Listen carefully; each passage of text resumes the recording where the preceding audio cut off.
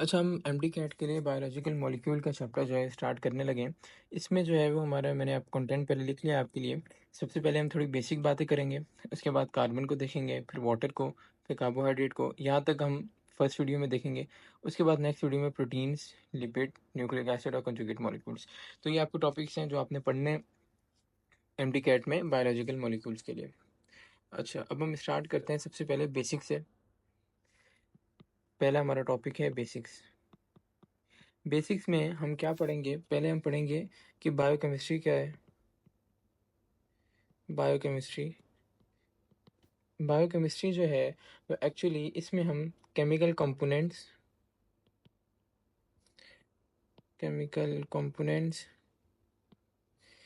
और chemical processes जो हैं, chemical processes in living organism, इनको पढ़े, इन दोनों चीज़ों को पढ़े होते हैं। क्या मतलब, मैं आपको एक्सप्लेन करता हूँ। केमिकल कंपोनेंट से क्या मतलब है? केमिकल कंपोनेंट का मतलब ये है कि कोई भी ऐसे केमिकल जो कि लिविंग ऑर्गेनिजम्स में मौजूद हों और उनके फंक्शन परफॉर्म कर रहे हों। इसमें क्या आ जाता है? इसमें वाटर भी आ जाएगा, इसमें ऑक्सीजन आ जाएगा, इसमें कार्बन डाइऑक्साइड आ जाएगा और भी बहुत सारी चीज़ें आ जाएंगी जो कि हमारे लिविंग ऑर्गेनिजम्स में मौजूद होते हैं। इसके बाद केमिकल प्रोसेसेस का क्या मतलब है? वो सारे प्रोसेसेस, वो सारे रिएक्शन जो हमारी बॉडी में हो रहे हैं, वो सारे केमिकल प्रोसेसेस कहलाएंगे। इससे क्या मुराद है? केमिकल प्रोसेसेस जैसे डाइजेशन डाइजेशन हो गया, रिस्पिरेशन हो गया। ठीक है, ये सारे केमिकल प्रोसेसेस हैं जो कि लिविंग ऑर्गेनिजम्स में हो रहे हैं। ठीक है, हमने थोड़ी सी बायोकेमिस्ट्री की डेफिनेशन देख ली। अब मैं थोड़ा सा केमिकल कंपोनेंट्स का आपको थोड़ा सा और बता देता हूँ। केमिकल कंपोनेंट जो हैं वो ऑर्गेनिक भी हो सकते हैं और इनऑर्गेनिक भी हो सकते हैं। ऑर्गेनिक वो सारे होंगे जिनमें कार्बन और हाइड्रोजन का बॉन्ड मौजूद हो, और इनऑर्गेनिक सारे होंगे जिनमें कार्बन हाइड्रोजन बॉन्ड मौजूद नहीं हो। तो ये आपको थोड़ा सा बायोकेमिस्ट्री के बारे में पता होना चाहिए। ठीक है, उसके बाद बायोमोलिक्यूल्स क्या होते हैं? बायोमोलिक्यूल्स क्या होते हैं ये देख लेते हैं। वो सारे molecules which make up living organism. मतलब क्या? कि लिविंग ऑर्गेनिज्म में जितने भी मॉलिक्यूल्स मौजूद हैं, ठीक है, जैसे कि वाटर हो जाएगा, ऑक्सीजन हो जाएगा, कार्बन डाइऑक्साइड और भी जितने मॉलिक्यूल मौजूद हैं, ये सारे क्या कहला रहे हैं? बायोमॉलिक्यूल्स। ठीक है भाई, अब हम देख लेते हैं थोड़ा सा और बेसिक बातें। क्या बेसिक बातें हैं? हमें ये पता है कि वाटर के अंदर 70% क्या होता है, सेल के अंदर, सॉरी, 70% वाटर होता है इन सेल। ठीक है, अगर हम वाटर को निकाल दें, ठीक है, अगर वाटर को हम निकाल दें, माइनस वाटर में लिख रहा हूँ, तो वो क्या कहलाएगा? Dry weight of cell. Dry weight of cell. 70% water है, वाटर निकाल दिया, जो 30% रह गया, फिर 30% जो रह गया वो क्या कहला रहा है? Dry weight of cell. अब ड्राई वेट ऑफ सेल में क्या क्या मौजूद है? ड्राई वेट ऑफ सेल में क्या क्या मौजूद है? इनमें इसमें long chains of carbon long chains of carbon मौजूद हैं, जो कि मिलकर क्या बना रही हैं? लॉन्ग चेन्स ऑफ कार्बन मिलकर बायोमोलिक्यूल्स को बना रही हैं। ठीक है, बायोमोलिक्यूल हमने देखा वो सारे मॉलिक्यूल जो कि लिविंग ऑर्गेनिज्म को बना रहे हैं। हमने क्या देखा? हमने ये बात देखी कि 70% वाटर है सेल में। अगर हम वाटर को निकाल रहे हैं तो जो बाकी 30% बच रहा है उसको क्या कह रहे हैं? Dry weight of cell. और ड्राई वेट ऑफ सेल के अंदर लॉन्ग चेन्स ऑफ कार्बन मौजूद हैं जो कि मिलके बायोमोलिक्यूल्स बना रही हैं। और बायोमोलिक्यूल क्या हैं? वो सारे मॉलिक्यूल जो कि लिविंग ऑर्गेनिजम्स को बना रहे हैं। अब थोड़ी सी कंपोजिशन है जो आपको याद करनी पड़ेगी, और तो इसका कोई हल नहीं है। क्या कंपोजिशन है? हम बैक्टीरियल और मेमिलियन सेल में कंपेरिजन पढ़ रहे होते हैं। बैक्टीरियल सेल और मेम्ब्रेन सेल, जैसे हमारा लिविंग ऑर्गेनिजम्स का सेल है वो मेम्ब्रेन सेल है, उनमें को हम कंपैरिजन पढ़े होते हैं। किस किस चीज़ में पढ़ेंगे? वाटर कंटेंट में पढ़ेंगे, ठीक है, प्रोटीन में पढ़ेंगे, कार्बोहाइड्रेट में पढ़ेंगे, लिपिड्स में पढ़ेंगे, डीएनए में पढ़ेंगे, आरएनए में पढ़ेंगे। उसके बाद अदर ऑर्गेनिक मॉलिक्यूल्स में पढ़ेंगे। इसमें क्या क्या आ जाएगा? अदर ऑर्गेनिक मॉलिक्यूल्स में इंजाइम्स आ जाएंगे, हॉर्मोन्स आ जाएंगे, मेटाबोलाइट्स आ जाएंगे। ठीक है, मेटाबोलाइट्स। उसके बाद जो लास्ट चीज़ पढ़ेंगे हम क्या पढ़ेंगे, इनऑर्गेनिक आयंस। इनकी परसेंटेजेस आपको पता होनी चाहिए। अच्छा, बैक्टीरियल सेल में वाटर कितना होता है, वो दोनों में बैक्टीरियल हो या मेमेलियन हो 70% होगा। ये चार्ट आपको याद होना चाहिए अच्छी तरह, ये एमसीक्यू आपके आए हुए भी हैं इससे। मैं आपको बताता हूँ कहाँ कहाँ है, मैं हम चार्ट पहले देख लें। उसके बाद बैक्टीरियल सेल में प्रोटीन कितना होता है 15% और मेमेलियन में होता है 18%। उसके बाद कार्बोहाइड्रेट कितना है 3% यहाँ पर है 4%। ठीक है, उसके बाद लिपिड यहाँ पर 2%, यहाँ पर 3%। ठीक है, उसके बाद डीएनए यहाँ पर 1% और यहाँ पर 0.25%। ये मैं आपको रीज़न बताता हूँ ऐसा क्यों है। उसके आरएनए यहाँ पर 6 है और यहाँ पर 1.1 है। बहुत मेजर डिफरेंस है डीएनए आरएनए में, बैक्टीरियल सेल में ज़्यादा है। अदर ऑर्गेनिक जो है वो 2% यहाँ पर है और 2 यहाँ पर है, और इनऑर्गेनिक 1 यहाँ पर है और 1 ही यहाँ पर है। ठीक है, ये क्यों डिफरेंस आया ये वाला, ये इसलिए आया कि बैक्टीरियल सेल जो है वो एक सिंगल सेल है। ठीक है, वो एक सिंगल ही सेल है, यूनिसेलुलर है, उसके अंदर सारा डीएनए मटेरियल मौजूद होना चाहिए। मगर हम मेमिलियन सेल अगर देखें, वो तो हम मल्टी सेलुलर बने हुए हैं, बहुत सारे सेल हैं हमारे अंदर, ट्रिलियंस ऑफ सेल हैं। तो डीएनए मटेरियल क्या है, कुछ इस सेल में होगा कुछ सेल में, तो डिस्पर्स हो गया अलग अलग सेल्स में। ठीक है, तो ये रीज़न है बैक्टीरियल सेल में डीएनए और आरएनए ज़्यादा होने का और मेमिलियन सेल में कम होने का। ठीक है, ये रीज़न है। अब मैं आपको बता देता हूँ पास्ट पेपर कौन सा आया हुआ है, कहाँ पर आया हुआ है, ये मैं आपको बता देता हूँ। ये जो 4% है आपका, ये कार्बोहाइड्रेट 4% मेमेलियन सेल में, ये आपसे पूछा है इन्होंने ईटा 2015 में। ठीक है, और ये डीएनए बैक्टीरियल सेल में 1% है, ये इन्होंने पूछा है ईटा 2013 में। और भी आए होंगे, मगर मैं आपको बस ये यहाँ पर बताना चाह रहा हूँ कि इस चार्ट से क्वेश्चन आते हैं, तो आपको ये याद होना चाहिए। अगला हम पढ़े हैं अब मेटाबॉलिज्म क्या होता है। थोड़ा सा मैं आपको बताऊंगा मेटाबॉलिज्म के बारे में। मेटाबॉलिज्म में दो चीज़ें आ जाती हैं, एक होता है कैटाबॉलिज्म, एक होता है एनाबॉलिज्म। मेटाबॉलिज्म इन दो चीज़ों पे डिवाइड होता है। ठीक है, हम दोनों को देख लेते हैं क्या है। कैटाबॉलिज्म क्या है कि कैटाबॉलिज्म में हम कॉम्प्लेक्स सब्सटेंस को सिंपलर में तोड़े होते हैं। ठीक है, सिंपलर सब्सटेंस में तोड़े होते हैं। मिसाल के तौर पर इसकी एग्जांपल ऐसी होगी, हम जब ग्लूकोज को तोड़ते हैं C6H12O6, इसमें हम ऑक्सीजन की मौजूदगी में जब रिस्पायरेशन हो रही होती है तो ये कार्बन डाइऑक्साइड देता है, हमें वाटर देता है और एनर्जी निकलती है। तो ये कॉम्प्लेक्स सब्सटेंस था, इसको हमने तोड़ के सिंपलर सब्सटेंस में तोड़ा। ये किसकी एग्जांपल है, ये एग्जांपल है हमारे पास कैटाबॉलिज्म की। एनाबॉलिज्म क्या है, एनाबॉलिज्म इसका उल्टा हो जाएगा क्या कि सिंपलर सब्सटेंस मिलके कॉम्प्लेक्स सब्सटेंस बना लेंगे। ये है हमारे पास एनाबॉलिज्म। और एनाबॉलिज्म की क्या है हमारे पास एग्जांपल, इसकी एग्जांपल ये है कि कार्बन डाइऑक्साइड और वाटर जब मिलते हैं तो ये क्या बन जाएगा, ग्लूकोज बन जाएगा प्लस ऑक्सीजन। तो ये इस रिएक्शन का उल्टा हो जाएगा। तो ये एनाबॉलिज्म की एग्जांपल, और भी एग्जांपल्स होंगे बट मैंने आपको जो है वो एक एग्जांपल समझा दिया। अच्छा, अब ये पता होना चाहिए आपको कि दोनों प्रोसेस, चाहे कैटाबॉलिज्म हो एनाबॉलिज्म हो, बोथ अकर साइमल्टेनियसली, दोनों साथ साथ चल रहे होते हैं हर टाइम हमारी बॉडी में, both occur simultaneously in body. ठीक है, ये बात आपको पता होनी चाहिए। ठीक है, अच्छा भाई, अब है हमारे पास ये हो गया। अब हम केमिकल कंपाउंड्स इन प्रोटोप्लाज्म ये देख लेते हैं। Chemical compounds in protoplasm, chemical compounds in protoplasm, ये छोटी छोटी बातें हैं जो कि आपको पता होनी चाहिए एमसीक्यू के लिए, सारी बातें इंपॉर्टेंट है।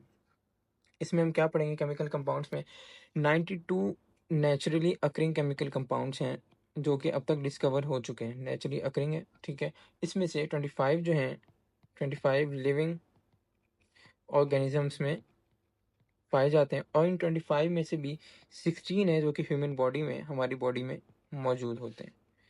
ठीक है, अब इनको हम डिवाइड करते हैं फर्दर, किस में फर्दर डिवाइड होते हैं ये मेजर मॉलिक्यूल्स, माइनर मॉलिक्यूल्स और ट्रेस एलिमेंट्स हमारे पास होते हैं। और इनकी डिवीजन क्या है, जो मेजर मॉलिक्यूल है वो हमारे पास बनाते हैं 99%। ठीक है, 99% मेजर होते हैं। उसके बाद जो माइनर हैं वो होते हैं 1%, और जो ट्रेस है वो हमारे पास होता है 0.01%। बहुत ही कम तादाद में ट्रेस जो है वो मौजूद होते हैं।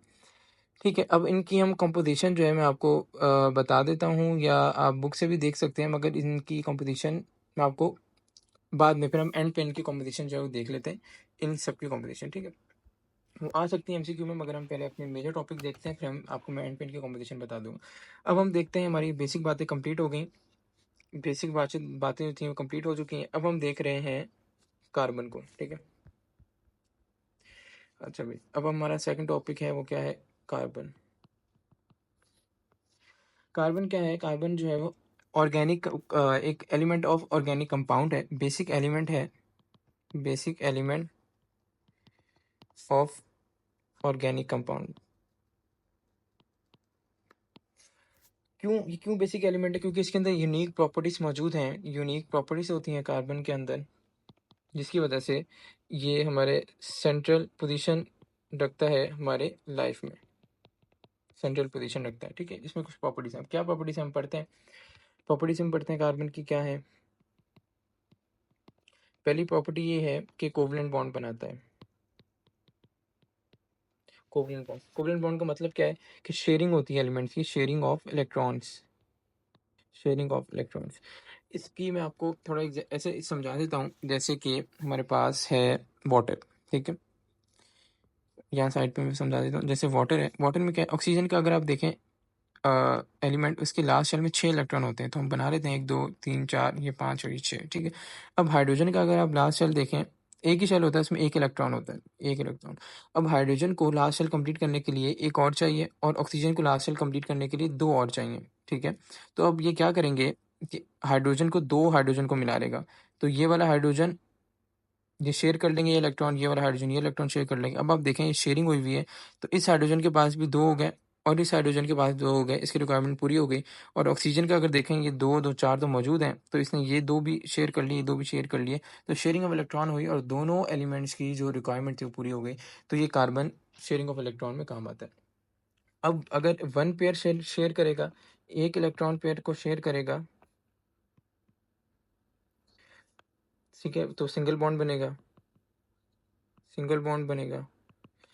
डबल बॉन्ड बनेगा जब 2 इलेक्ट्रॉन पेयर को शेयर करेगा। ठीक है, और ऐसे ही ट्रिपल बॉन्ड बनेगा जब 3 इलेक्ट्रॉन पेयर को शेयर करेगा। तो ये कार्बन की प्रॉपर्टी। अच्छा, दूसरी प्रॉपर्टी देखते हैं, दूसरी प्रॉपर्टी क्या है, दूसरी प्रॉपर्टी ये है कि ये टेट्रावेलेंट है। टेट्रावेलेंट मतलब कि 4 एटम से कंबाइन हो सकता है, 4 एटम से कंबाइन हो सकता है। कैसे, ये ऐसे होता है, जैसे हम एक मॉलिक्यूल एग्जाम्पल ले रहे हैं, CH4 कार्बन है, इसके लास्ट शेल में 4 इलेक्ट्रॉन होते हैं, इसको कंप्लीट करने के लिए 4 और चाहिए, तो 4 जो है वो बॉन्ड और बनाएगा। तो CH4 है, जैसे हाइड्रोजन को एक चाहिए होता है, तो ये एक शेयर इन्होंने कर लिया, ये दूसरा इन्होंने शेयर कर लिया, ये तीसरा शेयर कर लिया, और ये चौथा इन्होंने शेयर कर लिया, तो CH4 बन गया। तो 4 बॉन्ड इसने बनाए, टेट्रावेलेंट हो गया। अब टेट्रावेलेंट होने की वजह से इसके इसके अंदर एक सिमेट्री आती है, एक एक जो है शेप आती है, जिसे हम क्या कहते हैं, टेट्राहाइड्रॉन सिमेट्री। ऐसे होता है, जैसे ये CH बॉन्ड इसने बनाया, तो ये देखें, ये टेट्राहेड्रॉन एक स्ट्रक्चर बन रहा है, जिसको हम क्या कह रहे हैं, टेट्राहेड्रॉन सिमेट्री आ रही है इसके अंदर। इस टेट्राहेड्रॉन सिमेट्री की वजह से ये क्या हो रहा है, बहुत ज़्यादा स्टेबल हो रहा है, इस सिमेट्री, इस शेप की वजह से ये क्या हो रहा है, बहुत स्टेबल बन रहा है, स्टेबल बन रहा है। और ये स्टेबल होने की वजह से ये हमारी बॉडी में क्या सेलुलर स्ट्रक्चर बनाता है, क्योंकि हमें बॉडी में स्टेबिलिटी चाहिए। इस स्टेबिलिटी की वजह से क्या करता है, ये हमारी बॉडी में सेलुलर स्ट्रक्चर्स बना रहा होता है। ठीक है, यहाँ तक क्लियर है। इसके बाद अगली प्रॉपर्टी इसकी है, थर्ड प्रॉपर्टी जो है वो है catenation.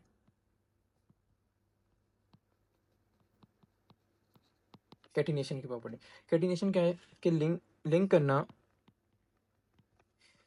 Linking of atoms of same elements. ठीक है, atom of same element to form long chains, to form long.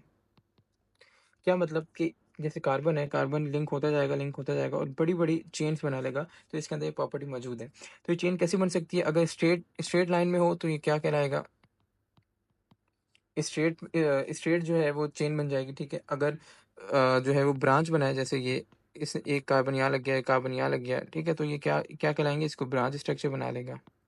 ये है सारे कैटिनेशन ही। इन्होंने क्या किया हुआ है, एक लॉन्ग चेन्स बनाई हुई है। अब चेन स्ट्रेट भी हो सकती है, ब्रांच भी हो सकती है। और कार्बन की भी प्रॉपर्टी है कि रिंग स्ट्रक्चर बना ले।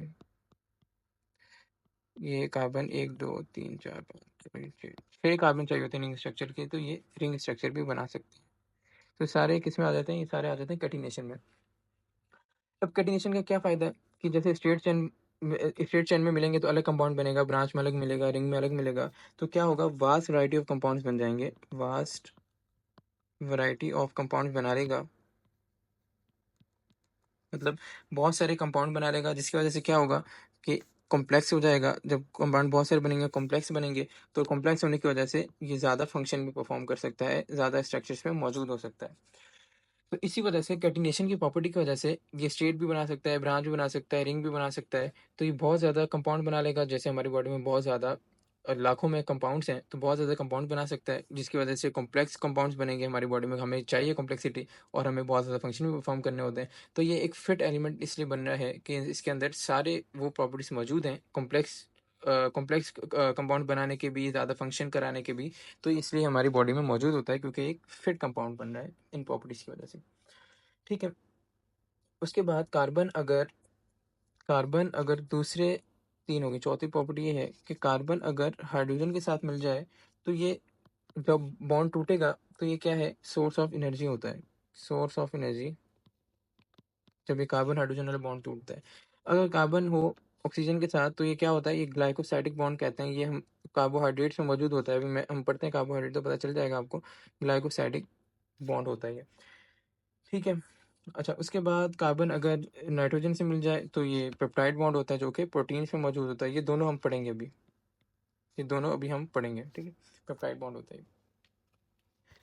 अच्छा, उसके बाद कार्बन जो है वो क्या करता है, कार्बन, आई थिंक कार्बन की इतनी ही प्रॉपर्टीज काफ़ी हैं, और आगे इतनी ज़रूरत नहीं है। तो कार्बन के लिए इतनी बातें काफ़ी हैं आपको। ये प्रॉपर्टी, 4 प्रॉपर्टीज जो हैं पता होनी चाहिए। अच्छा, इसके बाद हम पढ़ते हैं, 2 रिएक्शंस हैं हमारे पास, 2 रिएक्शंस हैं।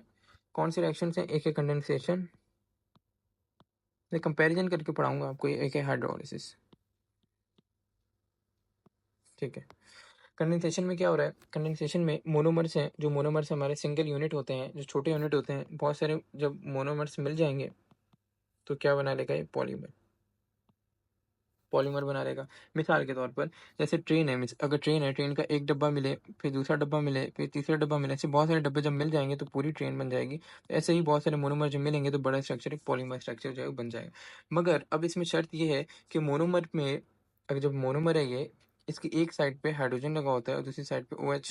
ऐसे ही अगर दूसरा मोनोमर है तो उसकी एक साइड पे OH लगा होगा, एक साइड पे हाइड्रोजन। एक पहले हाइड्रोजन का, कोई भी हाइड्रोजन का कोई भी मोनोमर का एक मोनोमर से हाइड्रोजन निकलेगा और दूसरे मोनोमर से OH निकलेगा, और निकल के क्या बना लेंगे, वाटर बना लेंगे। और ये दोनों जो है वो मोनोमर्स आपस में मिल जाएंगे। ठीक है। एक मोनोमर में से हाइड्रोजन निकलना जरूरी है, दूसरे में से OH निकलना जरूरी है, मिलकर वाटर बनाएंगे, दोनों मोनोमर मिल जाएंगे। इस पूरे रिएक्शन को हम क्या कहते हैं, कंडेंसेशन कहते हैं, या दूसरा नाम इसका है डिहाइड्रेशन सिंथेसिस। Dehydration synthesis. और इसमें एनर्जी रिक्वायर्ड होती है, एनर्जी रिक्वायर्ड। ठीक है। ये हो गया कंडेंसेशन। अगर हाइड्रोलिसिस देखें तो इसका पूरा ऑपोजिट है। क्या होगा, पॉलीमर मौजूद होगा, इसमें वाटर ऐड किया जाएगा और टूट के मोनोमर बना लेगा। ठीक है, पूरा ऑपोजिट प्रोसेस है। ये कैसे हो रहा है, देखें, जो पॉलीमर था वो मोनोमर्स जुड़े हुए थे। ठीक है।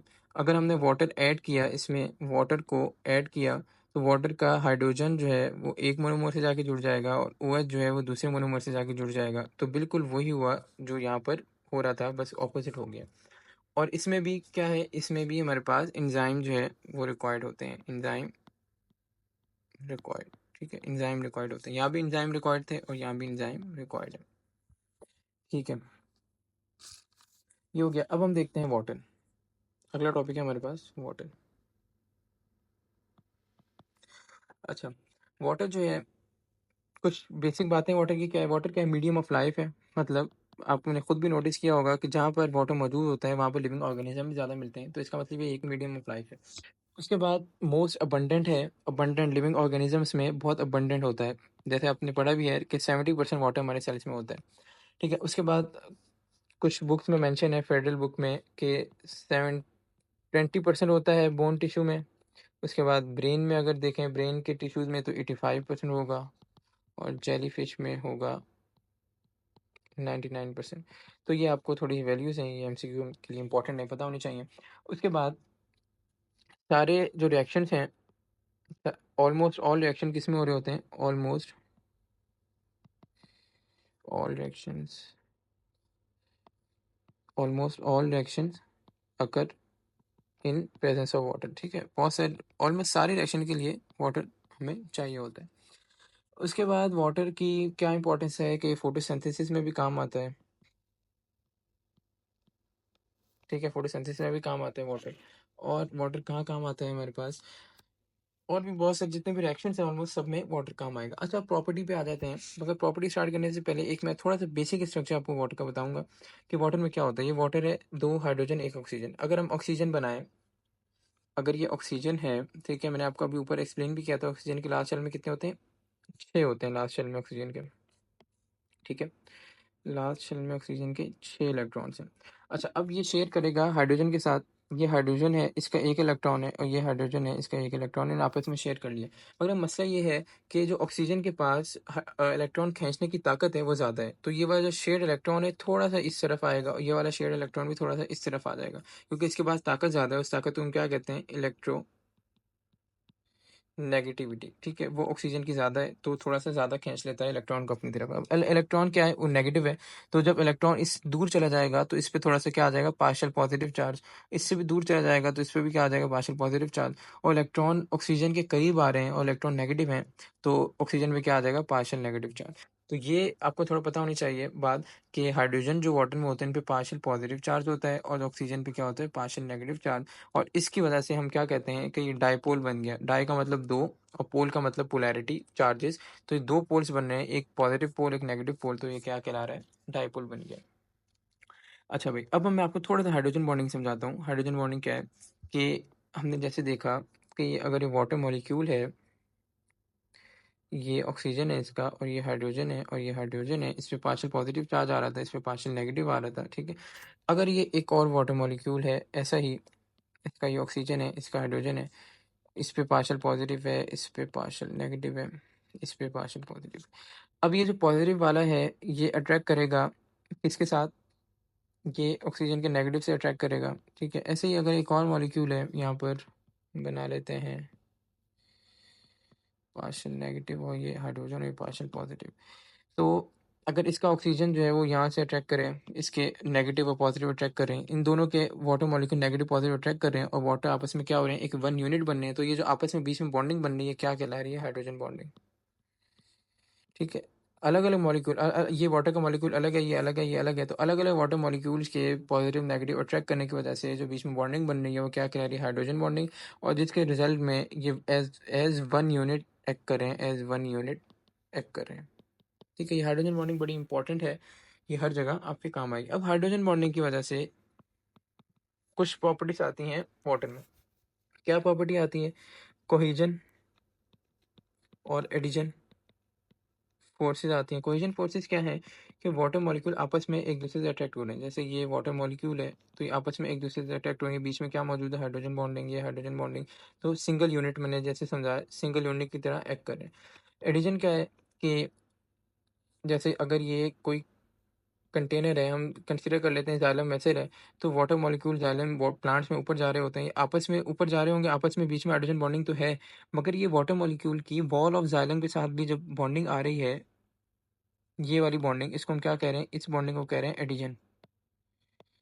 तो इसकी वजह से अब आप देखें, अगर ये जाइलम है, दोबारा मैं बनाता हूँ, अगर ये जाइलम है, ठीक है, और ये वाटर मॉलिक्यूल जा रहे हैं, तो इनकी आपस में बॉन्डिंग, बीच की हाइड्रोजन बॉन्डिंग, और ये कंटेनर के साथ, वॉल के साथ बॉन्डिंग, तो इसकी वजह से वाटर जो है स्मूथली ऊपर मूव कर रहा है। प्लांट में कोई मशीन तो होती नहीं है जो वाटर को नीचे से ऊपर ले जाए, तो यही बॉन्डिंग्स की वजह से जो वाटर जो है वो रूट से ऊपर जा रहा होता है प्लांट के डिफरेंट पार्ट्स में। ठीक है, अब हम देखते हैं कोहेजन एडिशन हमने देख लिया। ठीक है, उसके बाद हम अगली प्रॉपर्टी देखते हैं इसकी क्या है कि सॉल्वेंट है वाटर में, डिफरेंट जो है वो चीज़ें जो है वो डिजोल्व हो जाती हैं, तो सॉल्वेंट की तरह क्या करता है? एक्ट करता है। ठीक है, अब सॉल्वेंट क्यों एक्ट करेगा, उन किन कंपाउंड्स में एक्ट करेगा? तो अब अगर हम देखें तो ये पोलर कंपाउंड जो होते हैं, पोलर कंपाउंड जैसे हमने पढ़ा वाटर भी एक पोलर कंपाउंड है जिसमें पॉजिटिव नेगेटिव चार्जेस हैं। तो ये पोलर कंपाउंड के लिए बहुत अच्छा सॉल्वेंट है, बहुत अच्छा बेस्ट सॉल्वेंट है, बेस्ट सॉल्वेंट है पोलर कंपाउंड के लिए। क्यों? क्योंकि ये भी इनमें भी पॉजिटिव नेगेटिव चार्जेस हैं और वाटर में भी पॉजिटिव नेगेटिव चार्जेस हैं। तो आपने पढ़ा भी होगा पहले, तो लाइक डिजॉल्व लाइक वाला जो होता है, लाइक डिजॉल्व लाइक मतलब ये दोनों एक जैसे हैं तो ये डिजॉल्व हो जाएंगे। उसके बाद अगर आयनिक कंपाउंड की अगर बात कर लें, आयनिक कंपाउंड आपको पता होगा केमिस्ट्री में आप पढ़ते हैं जिनमें ट्रांसफर ऑफ इलेक्ट्रॉन हो चुका होता है। तो आयनिक कंपाउंड में क्या होता है कि वाटर जो है वो, जब आयनिक कंपाउंड वाटर में डिसॉल्व होते हैं तो पॉजिटिव नेगेटिव में टूट जाते हैं। आयनिक कंपाउंड क्या है पहले थोड़ा मैं बता ही देता हूँ। अगर ये सोडियम है और ये क्लोराइड है, सोडियम के लास्ट शेल में होते हैं एक इलेक्ट्रॉन, ठीक है, लास्ट शेल में एक, और क्लोराइड के लास्ट शेल में सात। अब इसको लास्ट शेल कंप्लीट करने के लिए सात चाहिए, या तो एक लूज कर दे या सात गेन कर ले। इसको लास्ट शेल कंप्लीट करने के लिए एक या तो गेन कर ले, सात लूज कर दे। तो इसके लिए आसान ये है कि एक लूज कर दे, और इसके लिए आसान ये है एक गेन कर ले। तो ये एक अपना इलेक्ट्रॉन लूज करके इसको दे देता है, और इसके ऊपर जब इलेक्ट्रॉन जाएगा तो पॉजिटिव चार्ज, और ये गेन करने का तो नेगेटिव चार्ज। तो ये क्या बन जाएगा, NaCl। तो ये आयनिक कंपाउंड है, इसमें शेड नहीं हुआ कुछ। तो जब आयनिक कंपाउंड ऐसे वाटर में डिजोल्व होते हैं, जैसे ये वाटर है, अगर ये वाटर है सारा, तो इसमें डिजोल्व किया तो ये अपने जैसे NaCl ही हम एग्जाम्पल ले लेते हैं, NaCl डाला तो ये Na पॉजिटिव इस फॉर्म में आ जाएगा, Na पॉजिटिव, और ये Cl नेगेटिव ये इस फॉर्म में टूट जाएगा। तो ये टूट जाते हैं, ठीक है। अगर हम देख लें, अगर हम डाल दें non ionic compound, non ionic compound का अगर डाल दें, ये क्या हो जाते हैं, वाटर में डिस्पर्स हो जाते हैं। जैसे ये वाटर है, हमने नॉन आयनिक कंपाउंड डाला तो डिस्पर्स हो जाएंगे, मतलब ये ऐसे अलग अलग डिजोल्व हुए नहीं मिलेंगे। जैसे अगर हम पानी में जो है वो चीनी ऐड कर दें तो हमें, अगर हम उनको बिल्कुल डिजोल्व कर लें, नज़र नहीं आएगी। तो ये ऐसा नहीं होता, ये ऐसे हमें जो है वो मॉलिक्यूल के फॉर्म में दिखते हैं वाटर के अंदर, ठीक है। उसके बाद वाटर जो है वो, इसकी तीसरी प्रॉपर्टी क्या है कि ये सॉल्वेंट है for bio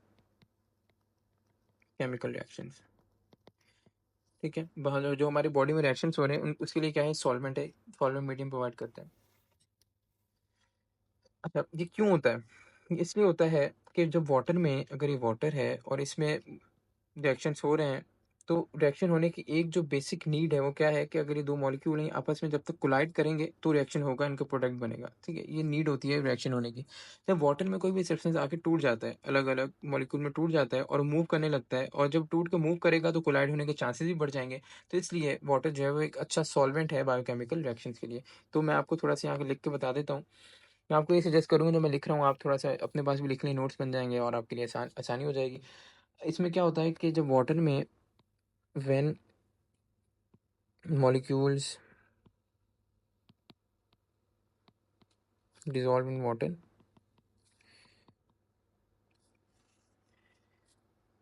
they divide in their constituents and move randomly। इसकी वजह से चांस ऑफ रिएक्शन इंक्रीज। एक इस बायोकेमिकल रिएक्शन के लिए सॉल्वेंट है। एक दूसरी बात ये है क्यों सॉल्वेंट है, क्योंकि हमारी बॉडी में एंजाइम्स बहुत ज़्यादा हैं, ठीक है। एंजाइम बहुत ज़्यादा है और सारी रिएक्शन एंजाइम की मौजूदगी में हो रहे होते हैं, और एंजाइम को रिक्वायर होता है एक्वस मीडियम, एक्वस मीडियम, और वाटर जो है वो प्रोवाइड कर देता है इसको एक्वस मीडियम, ठीक है। तो ये दो बातें हैं, बायोकेमिकल रिएक्शन क्यों इसमें होते हैं, ये दो वजह से होते हैं, ठीक है। अब चौथी प्रॉपर्टी है हमारी क्या, आयनाइजेशन। आयनाइजेशन का क्या मतलब है कि वाटर जो है वो टूट सकता है H+ में भी और OH माइनस, जिससे बना इन्हीं दो से बना, इन्हीं में टूट भी सकता है। और ये रिएक्शन जो है रिवर्सिबल है, मतलब वाटर में टूट भी सकता है और दोबारा मिलकर वाटर भी बना सकता है। तो ये रिवर्सिबल रिएक्शन है। तो आयनाइजेशन का मतलब ये है।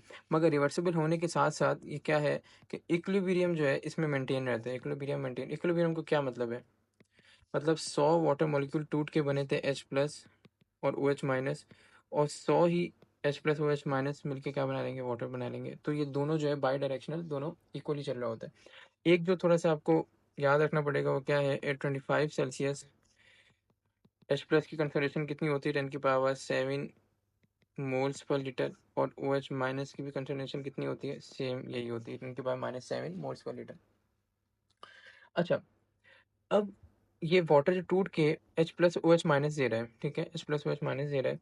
आपको पता होगा कि H प्लस जो है, कोई भी सब्सटेंस H प्लस दे तो उसको हम क्या कहते हैं, एसिड है। कोई भी सब्सटेंस OH माइनस दे तो उसको हम क्या कहते हैं, बेस है। तो वाटर दोनों दे रहा है, तो एज अ एसिड भी रिएक्ट कर रहा है, एक्ट कर रहा है, एज अ बेस भी एक्ट कर रहा है। तो ऐसे मॉलिक्यूल को हम क्या कहते हैं, एम्फोटेरिक। एम्फोटेरिक कहते हैं, जो कि एज एसिड और बेस दोनों तरह एक्ट कर सके अकॉर्डिंग टू सिचुएशन। मतलब जिस सिचुएशन में इसको एसिड की तरह करना पड़ेगा, एसिड की तरह कर लेगा, जब बेस की तरह करना पड़ेगा, बेस की तरह कर लेगा। इसी प्रॉपर्टी की वजह से ये बफर भी होता है। बफर का क्या मतलब, कि चेंज इन पीएच को नहीं होने देता। क्यों? क्योंकि देखें, अगर बॉडी में बहुत ज़्यादा बेस आ गया तो उसको न्यूट्रलाइज करने के लिए एच प्लस रिलीज कर देगा। एच प्लस रिलीज होंगे तो ये क्या, पीएच चेंज नहीं होगा। अगर बहुत ज़्यादा एसिड आ गया, उसको न्यूट्रलाइज करने के लिए एच माइनस रिलीज कर देगा, तो तब भी पीएच में चेंज नहीं होगा। तो इसी वजह से बफर की तरह एक्ट करता है हमारी बॉडी में। अगली प्रॉपर्टी है, पांचवी होगी। अगली प्रॉपर्टी है हीट कैपेसिटी। हीट कैपेसिटी क्या है, कि अमाउंट ऑफ हीट, कितनी हमें हीट चाहिए किसी भी सब्सटेंस का, किसी भी सब्सटेंस का 1 ग्राम का 1 टेम्परेचर डिग्री राइज करने में। मतलब कितनी हीट चाहिए, 1 ग्राम ऑफ सब्सटेंस का 1 डिग्री राइज टेम्परेचर करने में कितनी हीट रिक्वायर्ड है। तो वाटर की जो हीट कैपेसिटी है बहुत ज़्यादा होती है। क्यों? अगर जैसे अगर हम कोई भी ऐसे एरिया में चले जाएँ जहाँ पर टेम्परेचर बहुत ज़्यादा है, ठीक है? और अगर वाटर की हीट कैपेसिटी कम हो, तो वाटर का अगर बाहर का टेम्परेचर 5-6 डिग्री बढ़ गया, तो इसलिए वाटर का भी बढ़ जाए, तो हमारी बॉडी जो है वो ऑलमोस्ट 70% क्या है, 70% वाटर है। तो ओवरऑल बॉडी का जो टेम्परेचर बढ़ जाएगा, टेम्परेचर बढ़ेगा तो एंजाइम्स वगैरह सब डिस्ट्रॉय होना शुरू हो जाएँगे। तो वाटर की हीट कैपेसिटी बहुत ज़्यादा है, मतलब बहुत ज़्यादा टेम्परेचर चाहिए होता है, वो हीट चाहिए होती है कि 8 ग्राम ऑफ वाटर का 1 सेल्सियस भी बढ़ाने के लिए। तो इसलिए वाटर जो है हमारी बॉडी को एक स्टैटिक कंडीशन में रखता है। तब इसकी इंपॉर्टेंस क्या है, कि ये क्या है, टेम्परेचर स्टेबलाइजर की तरह कर सकता है। मतलब हमारी बॉडी का टेम्परेचर जो है वो मेंटेन कर सकता है। और जो सडन जो थर्मल चेंजेस आते हैं, सडन थर्मल चेंजेस से हमें प्रोटेक्ट कर सकता है। मतलब सडन जो टेम्परेचर की चेंजेस है उससे हमें क्या कर सकते हैं, प्रोटेक्ट कर सकते हैं। अगला जो है वो छठा, वो क्या है, heat of vaporisation. Heat of vaporisation, ये क्या है, हीट ऑफ वेपराइजेशन ये है कि कितनी हीट या कितनी एनर्जी चाहिए किसी भी सब्सटेंस को सॉलिड से नहीं, लिक्विड से गैस में कन्वर्ट करने के लिए। कितनी हीट चाहिए लिक्विड से गैस में कन्वर्ट करने के लिए, ये भी वाटर की बहुत ज़्यादा होती है। ठीक है, इसके पीछे भी रीज़न यही है कि बहुत ज़्यादा हीट चाहिए होगी वाटर को जो है वो गैस फॉर्म में बनाने के लिए। तो ये भी हमारी बॉडी को क्या करेगा, स्टेबलाइज करेगा। अब इसकी वैल्यू कितनी है, हीट ऑफ वेपराइजेशन की वाटर की वैल्यू कितनी है, ये आपको याद रखनी पड़ेगी। ये है 574 किलो कैलोरी पर केजी, ये वैल्यू है। ठीक है, अगर हम, आपको एग्जाम में ऐसे भी आ सकता है कि किलो से किलो कैंसिल हो जाए, तो 574 कैलोरी पर ग्राम भी आ सकता है। तो दोनों वैल्यू आ सकते हैं एग्जाम में। अब इसकी इंपॉर्टेंस क्या है, इसकी जो मेन इंपॉर्टेंस वो ये है कि ये कूलिंग इफेक्ट प्रोवाइड करता है हमें, कूलिंग इफेक्ट। क्यों? देखें, अगर ये कंटेनर है और इसमें वाटर मॉलिक्यूल मौजूद हैं, जो वाटर मॉलिक्यूल जिनकी सबसे ज़्यादा एनर्जी होगी वो क्या कर जाएंगे, वो एवापोरेट कर जाएंगे। जब सबसे ज़्यादा एनर्जी वाले वाटर मॉलिक्यूल एवापोरेट कर गए, जो बचे उनकी एनर्जी क्या है, उनकी एनर्जी लो है। जब इन लो एनर्जी वाले मॉलिक्यूल होंगे तो ऑटोमेटिकली क्या हो जाएगा, कूलिंग इफेक्ट आ जाएगा। तो हमारी बॉडी को कूलिंग इफेक्ट देता है कि एवापोरेट जब कोई चीज़ हो जाती है, वाटर जैसे एवापोरेट हो गया, तो जो रिमेनिंग मॉलिक्यूल्स हैं उनका क्या है, एनर्जी ऑलरेडी कम है, तो क्या आएगा, कूलिंग इफेक्ट आएगा। ठीक है, इसके बाद अगला जो फैक्टर है, अच्छा अगले फैक्टर से पहले एक छोटी सी बात वो ये है कि एक रूल है। रूल क्या है, कि 1 लीटर या 1000 ml आप कह सकते हैं, एक ही बात है। इसमें से अगर 2 मिलीलीटर 2 ml वाटर जो है वो एवोपरेट कर जाए, तो इससे 1 डिग्री 1 सेल्सियस टेम्परेचर क्या हो जाता है, लो हो जाता है। 1 डिग्री टेम्परेचर लो हो जाता है, जो रिमेनिंग 998 मिलीलीटर बाकी है। ठीक है, 1000 ml में से 2 ml एवेपोरेट अगर कर गया तो जो 998 मिलीलीटर वाटर बाकी है उसका 1 डिग्री टेम्परेचर क्या हो जाएगा, कम हो जाएगा। अगला फैक्टर है, कौन सा होगा 7वां? 7th फैक्टर प्रोटेक्शन है। वाटर क्या है? Water as a lubricant act करता है, एज लुब्रिकेंट। कैसे? जैसे हमारे टीयर्स हैं, ठीक है, टीयर्स क्या करते हैं, जो आई बॉल को रब होने से बचाते हैं, ठीक है। तो वाटर क्या करता है, एज अ लुब्रिकेंट एक्ट कर रहा है। और हमारे टिश्यूज़ के अराउंड भी होगा, ठीक है, अराउंड टिश्यूज़ भी होता है। तो यहाँ पर भी क्या करता है, शॉक एब्जॉर्बर का ही काम कर रहा होता है,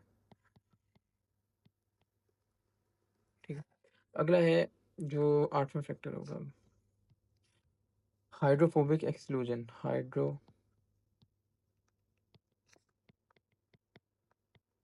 एक्सक्लूजन, इसमें क्या है कि वाटर का tendency of water combine with oil droplet, ठीक है, ऑयल ड्रॉपलेट से कंबाइन होना, वाटर की टेंडेंसी जो ऑयल ड्रॉपलेट से कंबाइन होके इसको लार्ज ड्रॉपलेट में कन्वर्ट कर दे। क्या मतलब इसका? जैसे अगर हम ये वाटर का कंटेनर है, इसमें हमने ऑयल ड्रॉपलेट डाल दिया है, ये ऑयल ड्रॉपलेट है और यहाँ वाटर मौजूद था, ये ऑयल ड्रॉपलेट पूरे वाटर में स्प्रेड नहीं करेगा, ये एक ही जो है वो एक ही जगह रहेगा, ये वाटर इसको पूरे इसमें स्प्रेड नहीं होने देगा। क्यों? इसका रीज़न ये है कि वाटर में हमने अभी पढ़ा क्या मौजूद होता है, हाइड्रोजन बॉन्डिंग। हाइड्रोजन बॉन्डिंग जब वाटर ड्रॉपलेट हमने ऐड किया तो हाइड्रोजन बॉन्डिंग क्या हो जाएगी, पहले ब्रेक होगी। फर्स्ट स्टेप में क्या हो जाएगा, हाइड्रोजन बॉन्डिंग ब्रेक हो जाएगी। उसके बाद हाइड्रोजन बॉन्डिंग दोबारा होगी, दोबारा वाटर क्या बनाएंगे, हाइड्रोजन बॉन्डिंग करेंगे और इस बार क्या होगी, स्ट्रॉन्गर होगी, पिछली बार से स्ट्रॉन्गर होगी। अब इतनी स्ट्रॉन्गर हाइड्रोजन बॉन्डिंग हो गई, वाटर आपस में बिल्कुल वन यूनिट हुआ हुआ है, तो ये वाटर ड्रॉपलेट को क्या होने नहीं दे रहा, डिस्पर्स नहीं होने दे रहा, एक ही जगह रह रहा है वाटर ड्रॉपलेट, और इनकी आपस वाटर में क्या है, जो सराउंडिंग वाटर है बहुत स्ट्रॉन्गर बॉन्डिंग है। ठीक है, लास्ट हम देखते हैं 9वां बिहेवियर क्या है, इनॉर्मलेस बिहेवियर है एक वाटर का, हम देख लेते हैं इनॉर्मलेस बिहेवियर। अच्छा, इसमें यह है कि आपको ये चीज़ पता होगी, जब टेम्परेचर कम होता है, व्हेन टेम्परेचर हम लो करते हैं, टेम्परेचर लोअर्स, ठीक है, तो क्या होता है, कोई कोई भी चीज़ होगी वो क्या कर जाएगी, कॉन्ट्रैक्ट कर जाएगी, छोटी हो जाएगी, ठीक है। आपने देखा टेम्परेचर जब बढ़ेगा कोई चीज़ एक्सपेंड कर जाती है, टेम्परेचर जब कम होता है वो चीज़ क्या होती है, छोटी हो जाती है। अब वाटर में थोड़ा सा यहाँ पर जो है वो अलग बिहेवियर आता है, 4 सेल्सियस से 0 सेल्सियस के बीच में, 4 सेल्सियस से 0 सेल्सियस के बीच में ये टेम्परेचर देखें क्या हो रहा है, कम हो रहा है, मगर वाटर कॉन्ट्रैक्ट करने के बजाय वाटर क्या कर रहा है, एक्सपेंड कर रहा है, ठीक है। 4 सेल्सियस से 0 सेल्सियस के बीच में कॉन्ट्रैक्ट करने के बजाय वाटर क्या कर रहा है, एक्सपेंड कर रहा है। और एक्सपेंड करने की वजह से, अब मैं आपको बताता हूँ, आपको फॉर्मूला आपने पढ़ा होगा फिजिक्स में, डेंसिटी किसके बराबर होती है, मास अपॉन वॉल्यूम। एक्सपेंड करने का मतलब है कि वॉल्यूम बढ़ रहा है, जब वॉल्यूम बढ़ रहा है तो डेंसिटी से क्या है, इन्वर्सली प्रोपोर्शनल है, तो डेंसिटी क्या हो जाएगी, कम हो जाएगी। जब वॉल्यूम बढ़ रहा है डेंसिटी कम हो गई, और कोई भी चीज़ की डेंसिटी कम हो तो वो ऊपर आ जाती है। जैसे हम अगर समंदर में जो कश्ती चल रही होती है, वो क्यों चल रही होती है, वो इसलिए चल रही होती है कि कश्ती की डेंसिटी वाटर से कम होती है, वाटर की डेंसिटी कश्ती से ज़्यादा होगी तो कश्ती की कम होगी वाटर से, इसी इसकी वजह से कश्ती वाटर के ऊपर चल रही होती है। अगर कश्ती की डेंसिटी वाटर से ज़्यादा हो जाए तो ये वाटर के अंदर चली जाए, डूब जाए। तो हमें ये पता चला कि कोई भी चीज़ की डेंसिटी कम होगी तो ऊपर आ जाएगी। तो अब ये होता है कि अगर ये है हमारे पास, इसके अंदर पूरा वाटर है, कंटेनर है, वाटर है यहाँ पर, ठीक है, ये सारा वाटर है। अब अगर वाटर की डेंसिटी क्या हो गई, कम हो गई, तो ये ऊपर बर्फ, जीरो पे बर्फ बन जाती है, ठीक है। तो ऊपर बर्फ में, बर्फ की फॉर्म में ऊपर एक लेयर बना लेगा वाटर, आके बर्फ की फॉर्म लेयर बना लेगा। और अभी रिमेनिंग जिनकी डेंसिटी इतनी कम नहीं हुई, रिमेनिंग वाटर नीचे मौजूद है। तो इसमें अब क्या होगा, अगर हम देखें एक्वेटिक लाइफ में, एक्वेटिक लाइफ में कभी कभार ऐसा होता है कि ऊपर बर्फ बन जाती है, ठीक है, ऊपर बर्फ बन गई इस इनॉर्मलेस बिहेवियर की वजह से, और नीचे जो है वो जानदार जो है वो एक्वेटिक लाइफ मौजूद होती है, इस वाटर में एक्वेटिक लाइफ मौजूद होती है। तो इसकी इंपॉर्टेंस जो है वो एक्वेटिक लाइफ में है। मैं आपको थोड़ा सा दोबारा बता देता हूँ, थोड़ा समझना मुश्किल होता है ये। क्या होता है कि कोई भी चीज़ जब इसका टेम्परेचर कम किया जाता है, कॉन्ट्रैक्ट होती है, वाटर का बिहेवियर उल्टा होता है। क्या बिहेवियर होता है, जब 4 से 0 के बीच में वाटर क्या करता है, एक्सपेंड करता है। जब एक्सपेंड करने का मतलब ये है कि उसकी डेंसिटी क्या हो जाएगी, कम हो जाएगी। जब डेंसिटी कम होगी तो ऊपर बर्फ़ की फॉर्म में बनेगा, ऊपर बर्फ़ आएगी, मगर नीचे वाटर मौजूद होगा जिसमें एक्वेटिक लाइफ मौजूद होगी। ये हमने वाटर देख लिया। अब हम देखते हैं कार्बोहाइड्रेट। अच्छा, ये वाटर के भी इतने ज़्यादा एमसीक्यू आपके नहीं आए हुए, और जो हमने ऊपर बेसिक बातें देखी उनके भी इतने खास नहीं आए हुए, बट जो एमसीक्यू आए हुए वो चार्ट से आए हुए थे, हमने देख लिया था।